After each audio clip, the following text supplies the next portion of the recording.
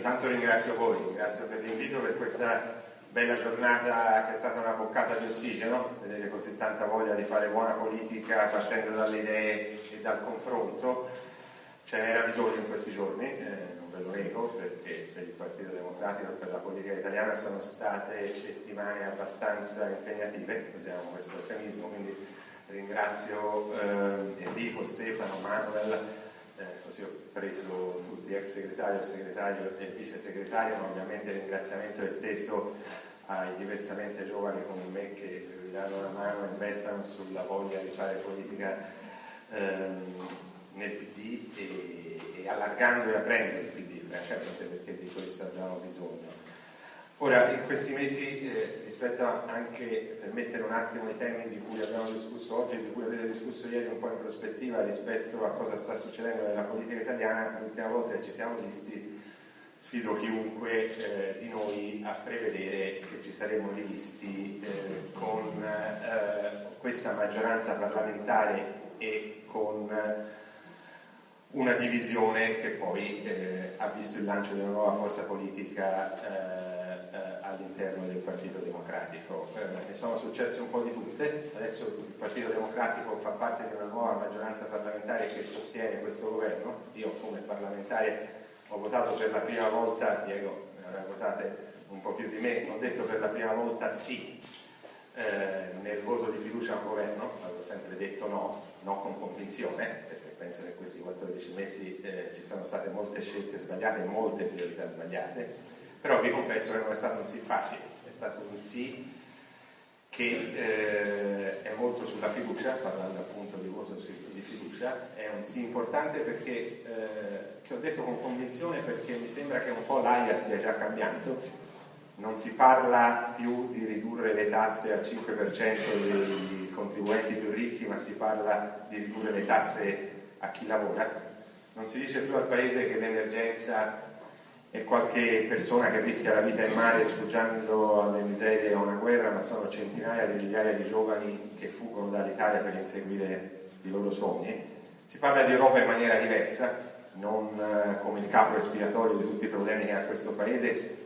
ma di come l'arena politica dove ci giochiamo il nostro futuro, dove ci giochiamo scelte che permettono di fare la differenza anche rispetto a quei giovani che fuggono e rispetto alle speranze di crescita o di declino di questo Paese. Però, diceva qualcuno, la fiducia si costruisce goccia a goccia e si perde a litri, quindi questa fiducia abbiamo messo la prima goccia, adesso questa maggioranza deve fare in modo di mettere altre gocce, di costruirla e di non perderla, perché non basta cambiare un po' la narrazione, dobbiamo dare risposte, dobbiamo far capire che questo governo ha priorità diverse e è in grado di realizzarle, pur nella difficoltà di una maggioranza eterogenea, con due forze molto diverse. Questo secondo me è fondamentale. Dal primo momento della crisi, secondo me, questo è il punto chiave di uscirne bene, perché c'erano due modi per uscirne: o votare subito e decidere che cosa fare rendendo il voto agli italiani, oppure accettare la scommessa politica, perché questa è una scommessa, non una certezza, che una maggioranza diversa in questo Parlamento queste priorità può davvero farle toccare con mano agli italiani e far capire che si può costruire un governo di svolta. Fare un governo che dura solo fino alla primavera per scongiurare l'aumento dell'IVA e mettere i conti in ordine, francamente è un orizzonte politico che temo ci porti da poche parti, perché questo, guardate, lo dico al Partito Democratico anche rispetto ai temi che avete discusso voi oggi.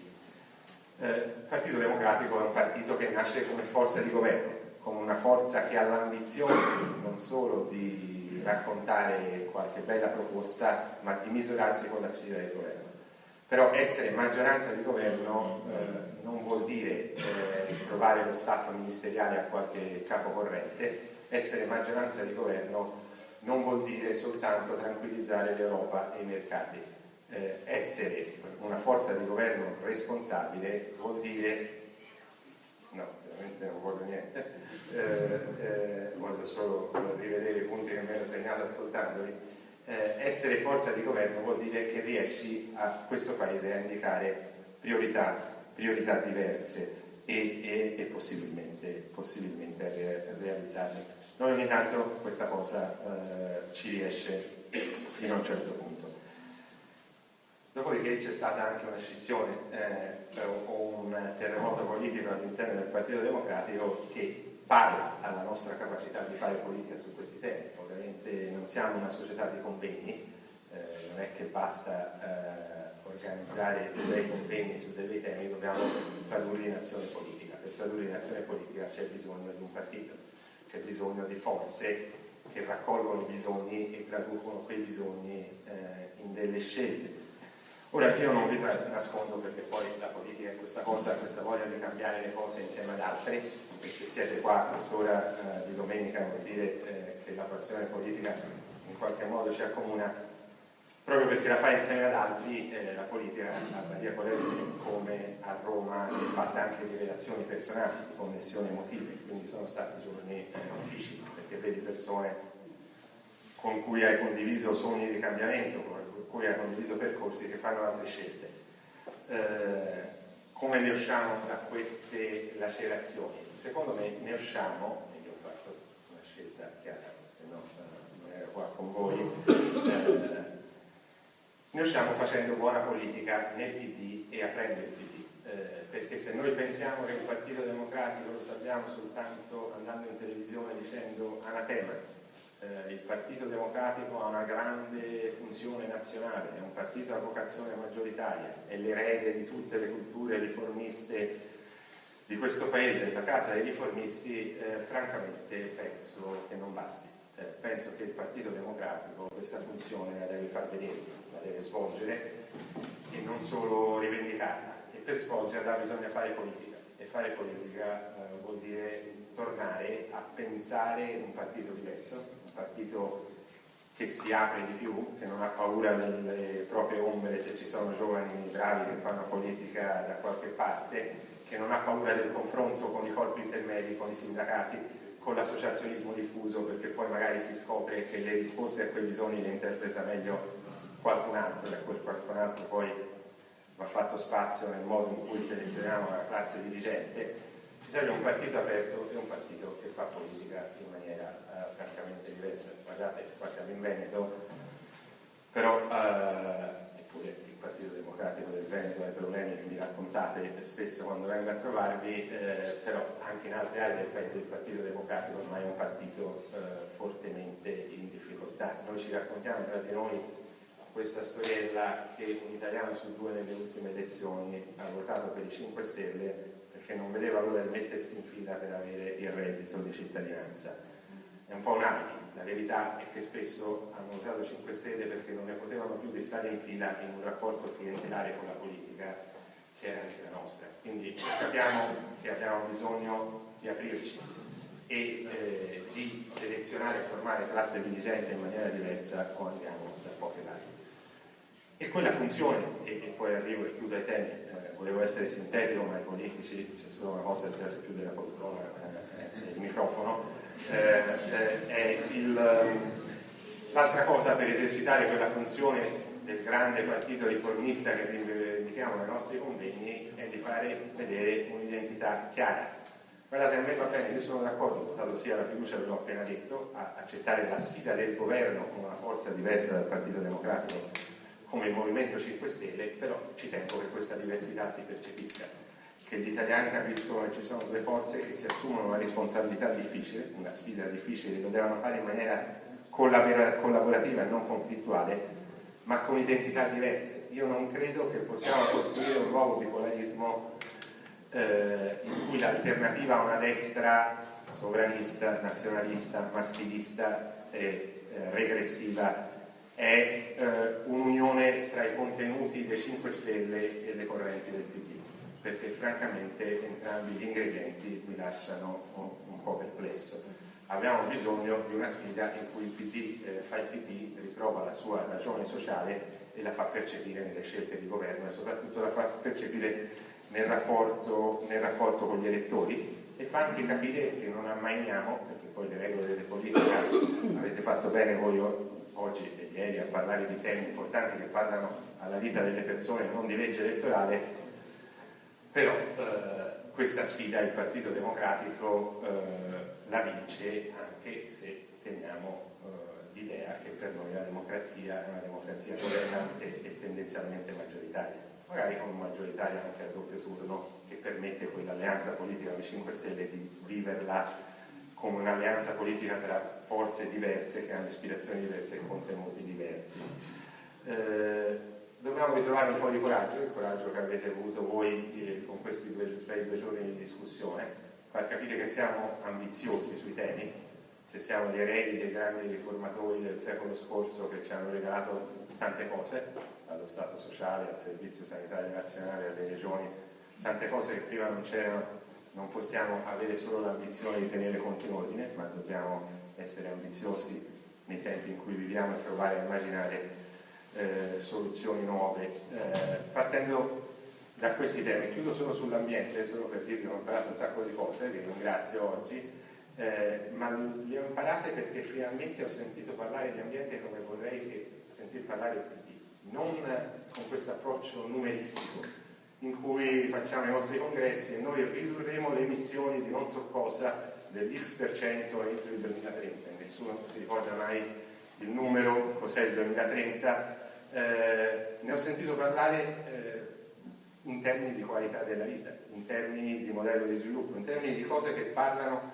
alla vita delle persone, e ne ho sentito parlare anche in termini di politiche urbane, perché l'identità di un partito non è solo le leggi che facciamo a Roma, ma è anche la qualità delle politiche che facciamo sui territori. Noi ogni tanto ritiriamo fuori questa storia del partito dei sindaci, ma lo tiriamo fuori perché abbiamo vinto qualche elezione, ancora per fortuna abbiamo tanti sindaci bravi che sono stimati sui territori e le elezioni le vincono, ma tutto in termini politicisti. Per noi il partito dei sindaci è un problema perché abbiamo qualche sindaco al secondo mandato da spedire da qualche altra parte, o perché abbiamo qualcuno che ci può mettere la faccia perché ha vinto qualche elezione. A me piacerebbe un PD la cui identità è le politiche che fa nei comuni. Oggi abbiamo sentito l'esempio di San Bellino, che per un toscano sembra un po' un meme dei socialisti caulenti, però oggi ho scoperto, e qui chiudo la parentesi tra l'altro perché l'altra cosa che ci accomuna è che avete invitato Raffaele Socialisti Caulenti, a me è capitato di invitarvi quando ero in segreteria nazionale al forum nazionale del PD, per quei 10 minuti non mi sono mai preso tante reprimende, perché chissà che diranno. Ora capite che un partito che non regge 10 minuti di satira al forum nazionale è un partito che qualche problema ce l'ha. Però, chiusa parentesi, però ho scoperto l'esempio di San Bellino, vi cito l'esempio di Prato. Prato in Toscana è una città, è tra le 20 città europee che ha vinto un importante finanziamento, tra le 20 città europee che fanno azioni innovative urbane. Stanno sperimentando giungle urbane nella scuola e l'integrazione tra quelle giungle urbane e le politiche non solo di rigenerazione urbana, ma anche sanitarie, perché gli alberi sono raccoglitori di dati, dagli alberi che metto nelle scuole in certe aree dismesse posso imparare tante cose, posso usare quei dati per fare prevenzione sanitaria, posso tenere insieme qualità della vita, prevenzione, sanità, rigenerazione di certe periferie che guadagnano spazi collettivi in cui si riscopre un senso di comunità. Io vorrei che le politiche di Prato, di San Bellino non fossero temi da qualche bell'incontro, ma fossero il cuore dell'identità di un partito come il Partito Democratico, e deve essere un partito ecologista, deve essere un partito ecologista, deve essere un partito europeista, deve essere un partito femminista, perché c'è un tema di non solo diritti ma anche di volano che può venire dall'occupazione femminile. E guardate, e qui chiudo davvero, il tema dell'ambiente, se lo caliamo sulle politiche concrete, se lo caliamo su questo approccio, è anche il modo migliore per distinguerci da un modo un po' più ideologico e della decrescita felice, perché cominciamo a spiegare e a capire tutti insieme che il tema dell'ambiente, della transizione ecologica e circolare della nostra economia, per un paese che è un po' indietro, perché un po' indietro siamo rispetto alla crescita e alla stagnazione, non della crisi, ma degli ultimi 20 anni, finalmente dà vincolo allo sviluppo e vincolo alla crescita per noi, che può diventare uno strumento di rilancio economico, insieme alla transizione tecnologica. Per questo a me era capitato di proporre nei giorni convulsi della crisi di fondere il Ministero dello Sviluppo Economico e il Ministero dell'Ambiente. Non era per giocare alle figurine, ma per far capire che avevamo bisogno di un'unica leadership, di un'unica politica di sviluppo che dicesse al nostro sistema produttivo: la transizione tecnologica e digitale di come si fa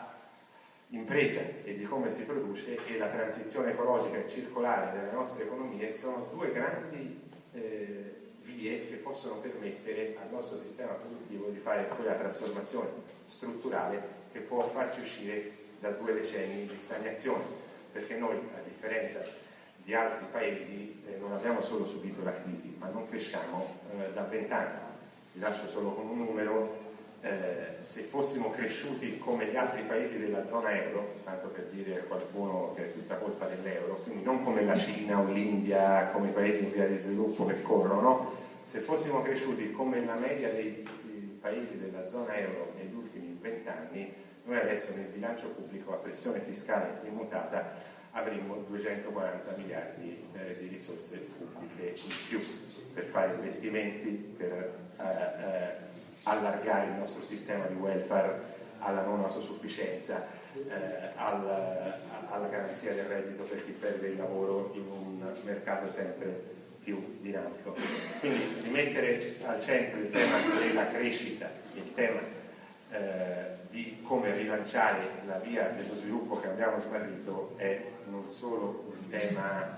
per parlare al nord o qualche ceto produttivo, è anche il modo per difendere il nostro stato sociale e difendere la nostra capacità di fare redistribuzione